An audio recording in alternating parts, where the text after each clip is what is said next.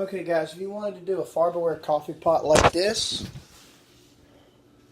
or this ninja pot that was ordered, and I forgot. It wasn't me that did it, I promise you. Oh shit!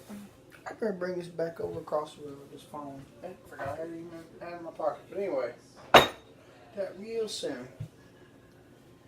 What I'm gonna do, though, while I'm doing this iced tea, I'm gonna show you what I do to make my tonic herbs coffee. My Yuen influenced tonic herbs coffee. The powder mixture itself, I'm about to show you. Hold on.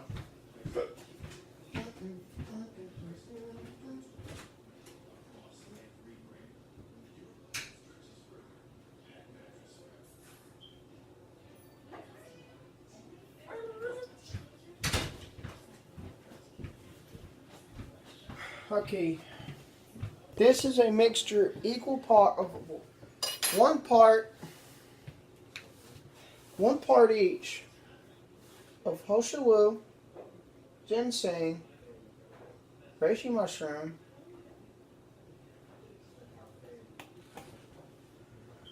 Astragalus, Ginseng. Let me try that again. Okay. The herbs that Ching used were, the six main ones were, okay, so 6 tonic herbs he consumed all the time were Ginseng, Shou, Gotu Kola, Reishi mushroom, goji berries, and Schizandra. Well, I made a different take on this blend without the goji fruit.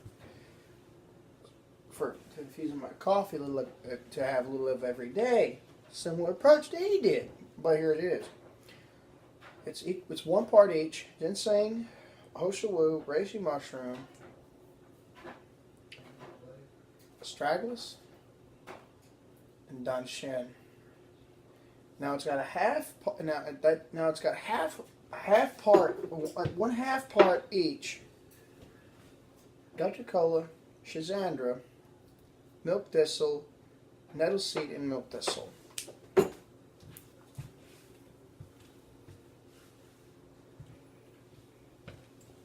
Now what I'm going to do, well, actually I don't have to, but I could. I could add, and not Ginseng as in the Codonopsis, but the Ginseng, I think. I could be pronounced either one, or both of them wrong. But Chinese red sage. That's what I'm trying to quote. Anyways, the previous brew of coffee doing this method, I already did a half of a kitchen spoon around this size, just an average kitchen spoon, half of it. So I just need a quarter of the way up now, a fourth of it to put in with the coffee grounds. Just fill it up a fourth of the way and just pat it down, see what that looks like, and then until you get like about a quarter of the way full.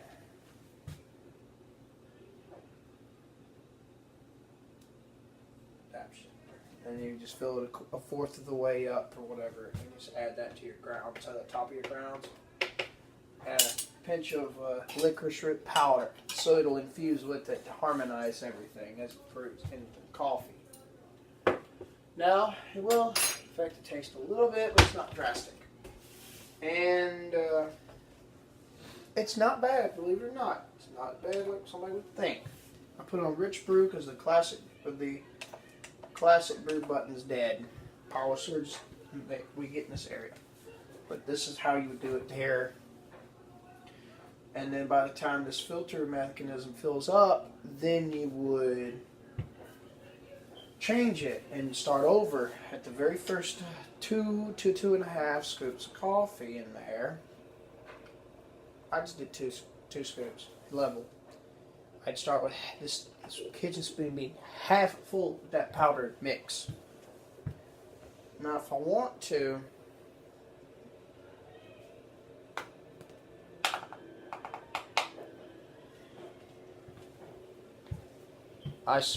now I can top this entirety of this brew off with Greek style coffee brewed with just by itself, the teensy little pinch of Himalayan pink salt brought to a boil, lift it up, let it stir it back, the foam back down, and bring it to a boil.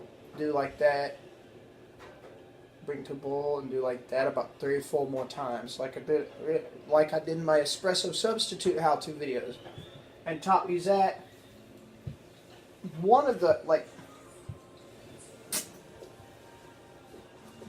those to, or half of that little tired pot to top this pot of brew off here, so I can get more of the polyphenol. Hey, save me a cup, a big cup of tea. All right. I want to heat it and make me drink me a cup of hot All tea. right, I will. But, folks, that's how I do my tonic herbs infused coffee. And my iced tea is very easy. I get a brewer and I get all the Lipton tea bags of the gallon-sized iced tea brew tea bags completely out. And I mix them with, I try to get, I see how many ounces this is, and then on top of how many that makes, then I'll try to do a 2 parts English breakfast tea by Twinings to 2 parts that to 8 parts ratio of Lipton. Or try to get as close as I can to it. And that little mix extends the supply of Lipton for a long shot, because I only need 2.5 tablespoons. First tablespoon I mildly heat.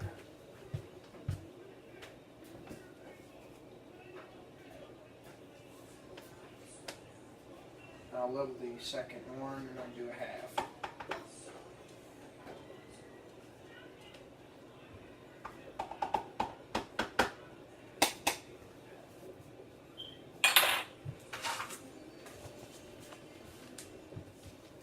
I brew it and I dilute it accordingly.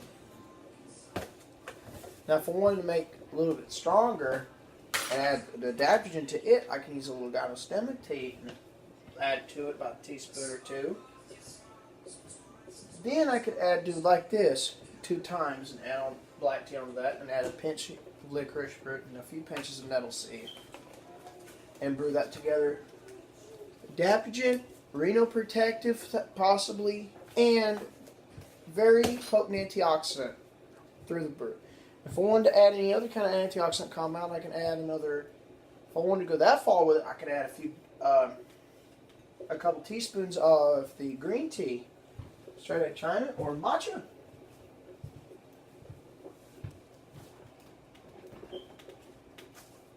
So yeah, there you go.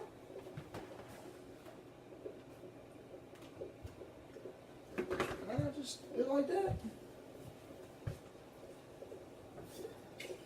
And enjoy.